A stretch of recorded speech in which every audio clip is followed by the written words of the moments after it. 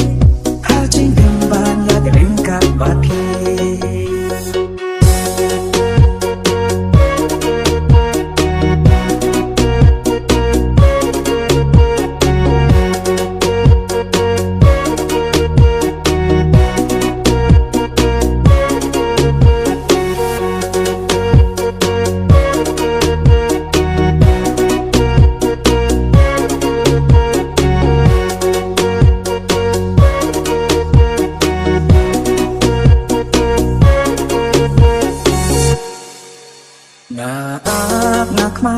manki ayon baki jagat pangi jule nga kwayo i